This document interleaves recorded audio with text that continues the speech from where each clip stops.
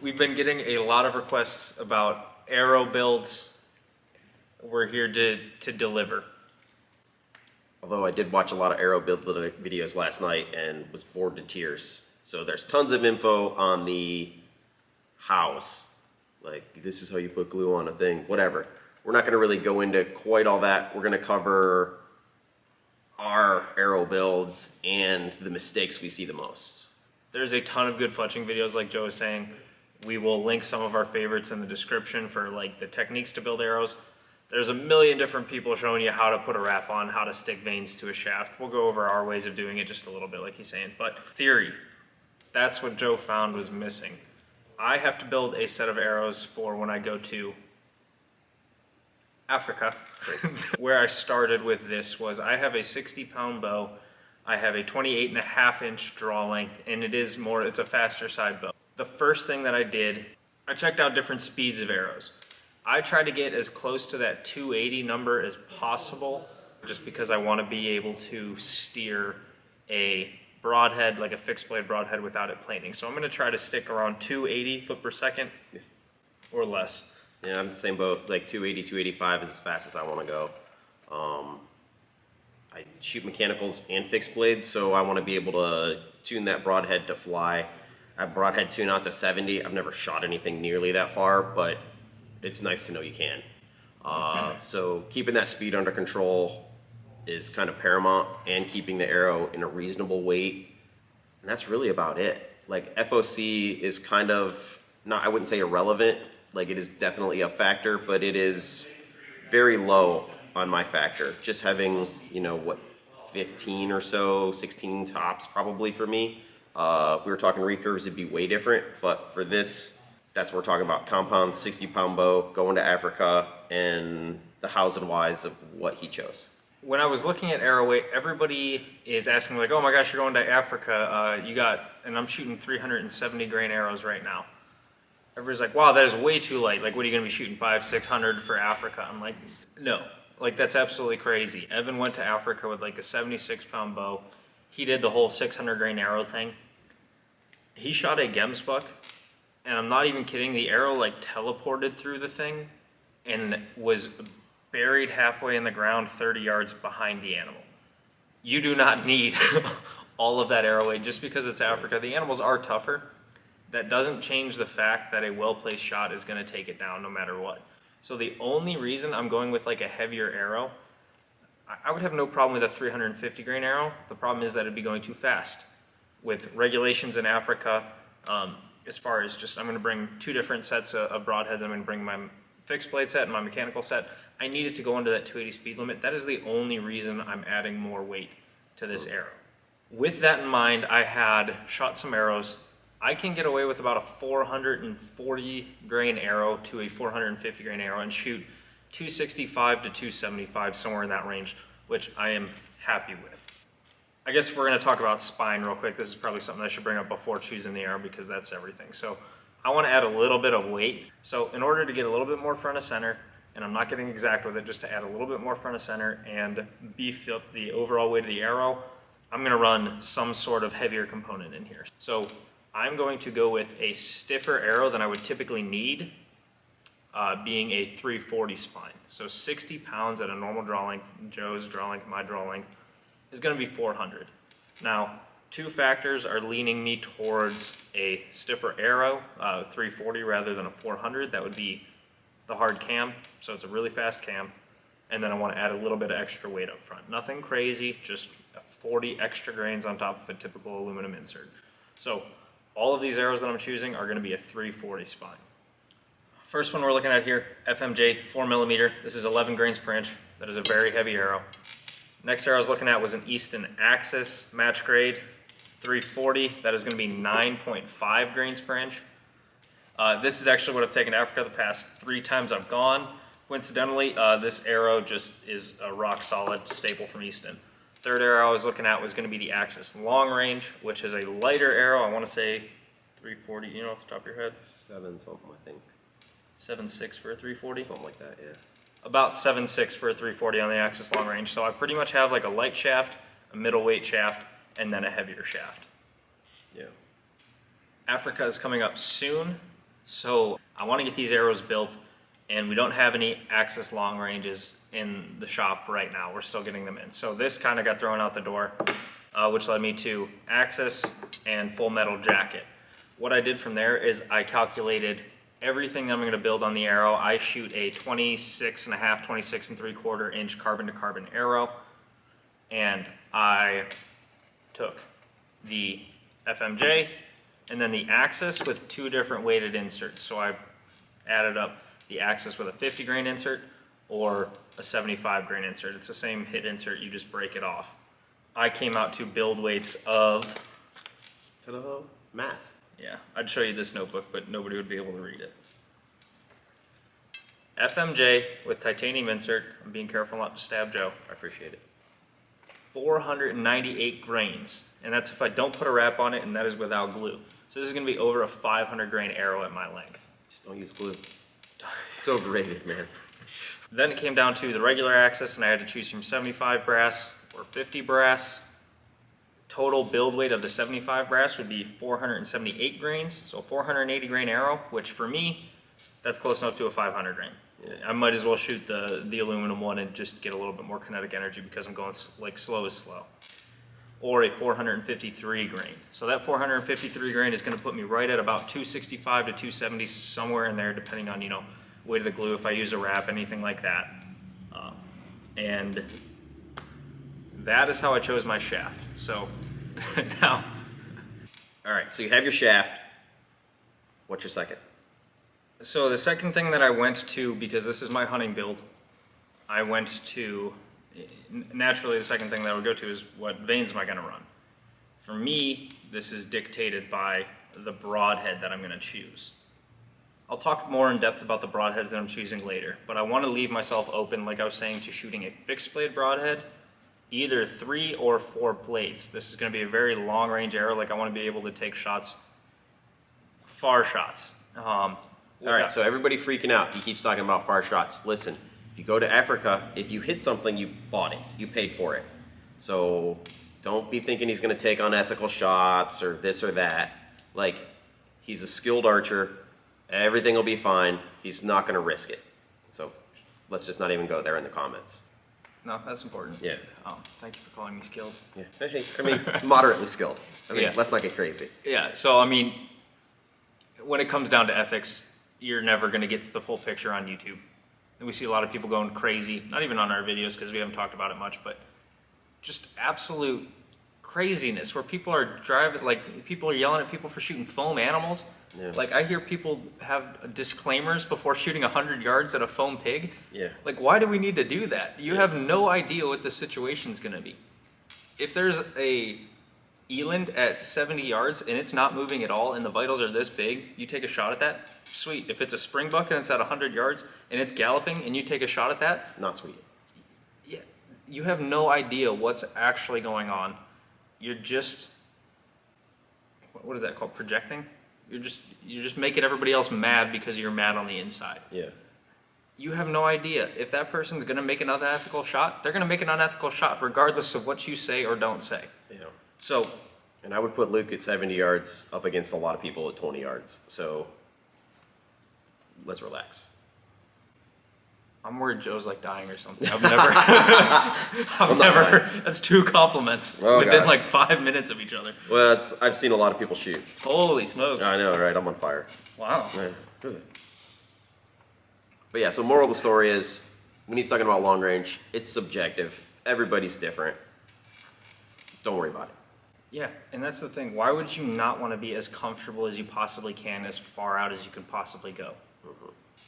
That's not saying you have to take the shot. If I'm preparing to take a shot with a broadhead at 100 yards, I'm not saying I will. When I take that shot at 50 yards, plunk, like it's going to be nothing. So, yeah, I'm prepping for a long range shot, follow-up shots. Stuff happens. Why Yeah. would you not want to be as ethical as, or as lethal as you possibly can at the farthest distance that you can? Yeah. Okay, so vanes.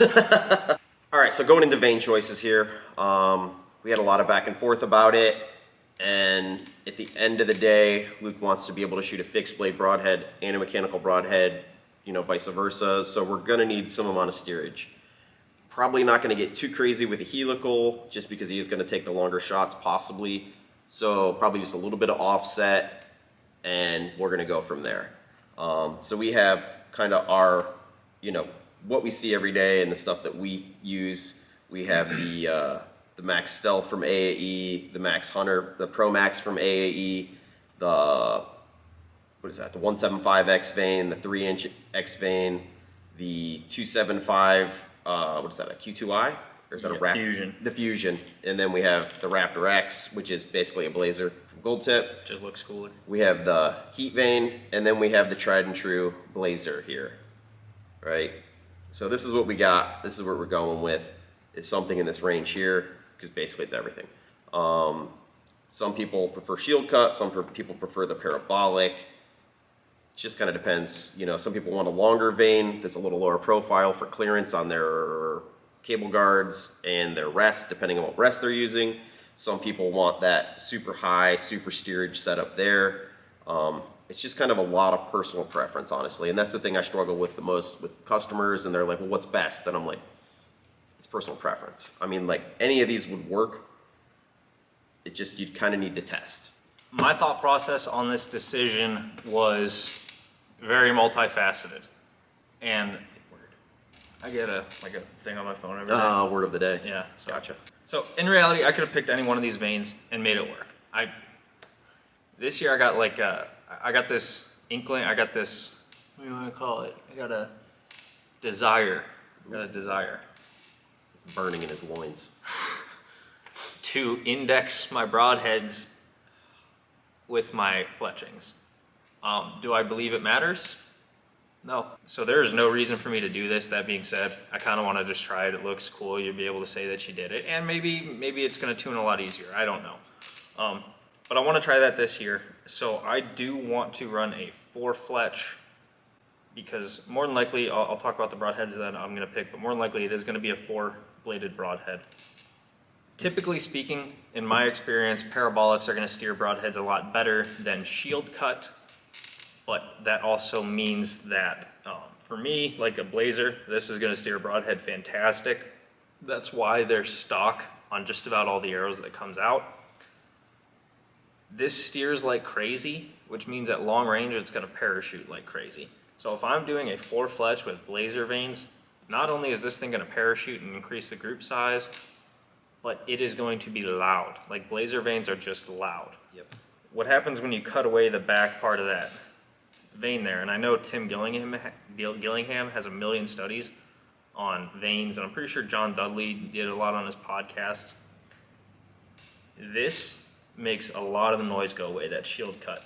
So because they don't steer as well, I'll be able to make up for that with adding a 4th fletch, is the theory. And then I'll be able to do my cool indexing thing where I line it up with the So pro. Then it came down to which ones I was going to use. This Max Pro from AAE, Bonang X Vane, 3-inch, and then 225, or a Fusion 3-inch. Typically speaking, I get better adhesion with the gold tips than with the X vanes. That being said, all it takes is a little bit more time, so like that wasn't a big factor. 3-inch is too big, which is why these two kind of fell out of the running. Then it was kind of between the 225, which I really like because it is a lower profile, and that is going to help cut down on crosswind influence when I shoot the arrow. That being said, a 450 grain arrow is not going to be, like, my bow is going to be affected way more than the arrow is when I'm shooting longer range. So it kind of came between these two right here, which I chose the Max Pro just because surface area, I didn't do any calculations, I didn't even look it up. For me, that just looks like it is less surface area side to side. And I'm going to tune this arrow really well, so I don't need a ton of fletching. But this high profile, it's a little bit higher profile than this guy here. I think it's 3.3 versus 3.2 or 3 or 0.3, something like that. Okay, that's going to convert to steering my broadheads.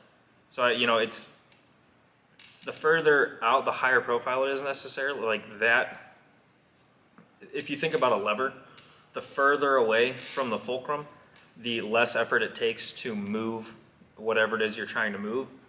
So the further that vane stretches out from the center of the arrow, the more influence it's going to have to steer that broadhead. So for me, I chose a higher profile rather than a lower profile with a longer face to it.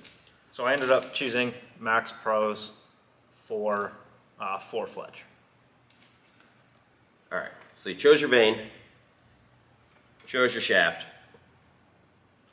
Now we're going to decide helical, offset, basically vane configuration.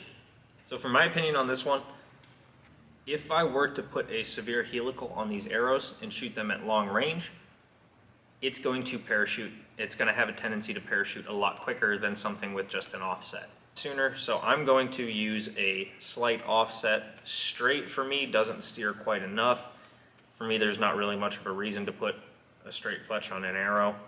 You might as well give it some direction to it, especially since you got those broadheads on there. You want to influence that spin. So I'm probably going to do two degree insert. Just nothing, not the craziest. Did I say insert? I meant offset. So something like that. And that for me is my theory without broadheads for a long range arrow. And all this stuff we're talking about is like, I would consider it to be minutia to most people. Yeah, I mean, yeah, and I mean, so that black label right there, a red and white one. So this is a black label. There is a standard insert, 125 grain point, a wrap, a crazy helical. I've shot these arrows at 100 yards a bunch. They fly great.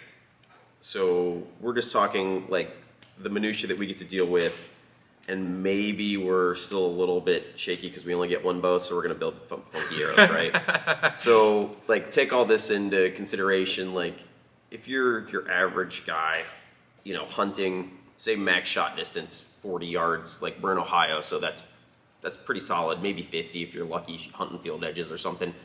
Something like this is going to do great. And guess what? If you have a fixed blade broadhead on here, I hunt with 2-blade iron wills with the bleeders on the sides. This steers them awesome. Like no issues. Everything's perfect. You know, we're kind of dealing with weird situations here with the whole Africa thing, trying to shoot farther away. So just take that into consideration when you're listening to this. You know, this may apply, this may not apply. You could also take this into your tack arrow build, which we're going to cover in a later video. You know, just think about that as you're watching along. Just kind of apply this to your needs and then go from there. This is just what we do. Brief overview of the specs. 60 pounds, 348 IBO bow, 28.5 inches. I'm going to be shooting an Easton Axis, which I'm going to be putting a 50 grain brass insert in, 4 Fletch AAE Max Pro vanes, just regular X-Nock. I'm not a fan of the nocturnals, and 100 grain point. So that is going to be my build. It should come out to be about 453 grains plus glue and everything, so probably about 460 grains, which should have me shooting about 265, 270 is probably going to be my guess.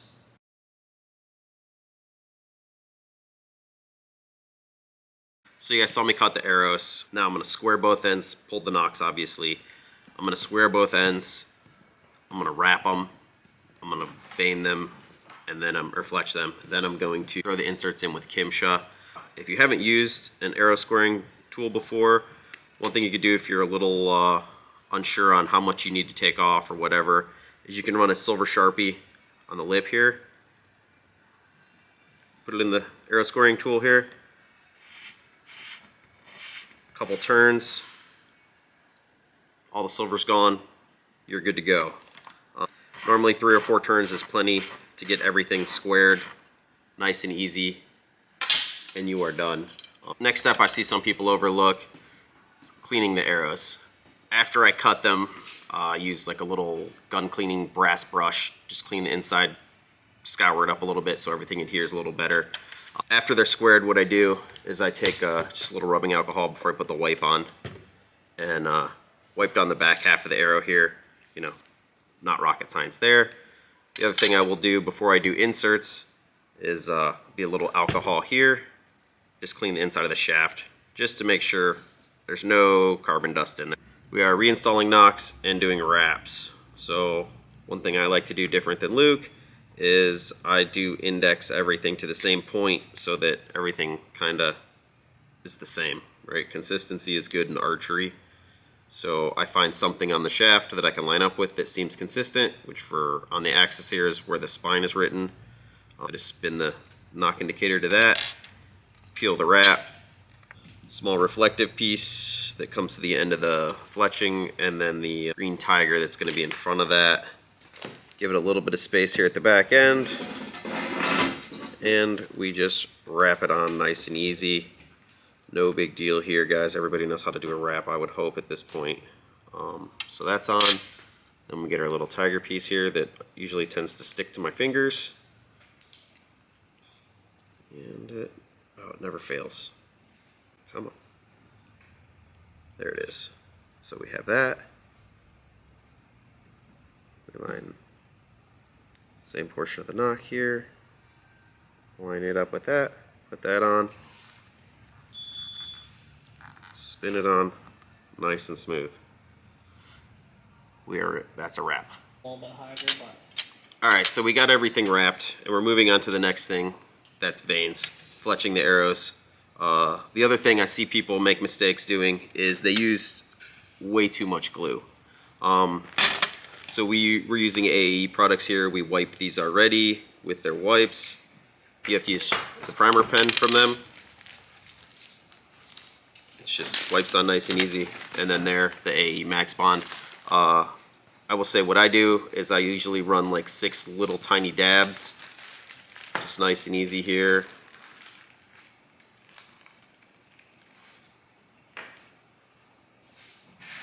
And then smear it around, get nice even coverage. Put it in the clamp. Stick it on. Pretty simple. Not a lot to it. There's a million videos out there telling you how to do this. Just be cognizant of how much glue you're using. Too much glue is the enemy. So this is the final product here on the tail end. We got the dual color wraps and the 4-fletch AAE Pro Maxes. So looking pretty solid if I do say so myself. Next step, we're going to use some Kimsha here, and we're going to install these brass hit inserts. He does want to use 50 grain inserts, so we're going to snap this back piece off. Oh, we're going to get pliers for that. Right back. Okay, we're all better. I am not as strong as I thought I was. So we're going to grab these here in the Easton knock pliers. Grab the little piece off with a pair of other pliers. Just work it back and forth and snap it. And work through all these inserts and get these prepped. And then show you how I install these and keep them cool with the hot melt so that he can index his vanes. Alright, all the inserts are broken off. We are down to 50 grains here. Time for some sticky. Easton tool here. Not a lot to explain. It's pretty simple process here. Get this Kimsha nice and warm. Get the brass up to temperature. Slather a good bit of it on here. You know, you can tell you're doing it wrong when you start burning your fingers. If you smell skin and hair burning, it's too hot. And then I keep a cup of cold water here. Just a slight submersion just to suck the heat out of the brass and the arrow to keep from damaging your carbon. Normally I would run 2-part epoxy on this. Since he does want to index the broadheads, we are gonna do it this way for him. And I've done this a bunch on my trad arrows when I'm tuning. It's not a big deal as long as you don't overheat the carbon. If you overheat the carbon, it's gonna get brittle. You're gonna snap the fronts of your arrows off. You're gonna have a bad time. Just a couple seconds in the water. Excess glue here just kind of piles up. You peel it off with your thumbnail. We'll screw points in this, and then when he wants to index his broadheads, we'll submerge this in a cup of hot water. I mean, we just used the little water cooler machine with the hot spigot on it. Cup full of this, 4 seconds in there. You can turn everything right into cool water. Sets it up. You're done.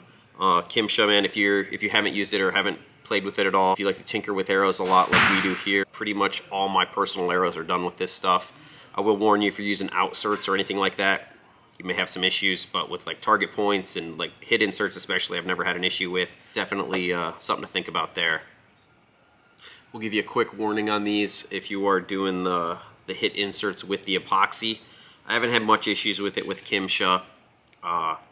If you're using the epoxy, what I will do is I will pull the nocks. I have seen it where you will put them in, set them over here, and just the air pressure buildup inside the arrow will push the insert out and cause the distance, to be improper. So if you are using the 2-part epoxy, or if you want to just play it safe, just go ahead and pull your nocks out when you're doing this step. Like I said, just one more thing to think about, and it's the little things that can mess you up, especially if you're building arrows at home. You don't want to destroy a few $100s worth of arrows. All right, arrows are complete. They are sitting at 444 grains, all fletched up and pretty.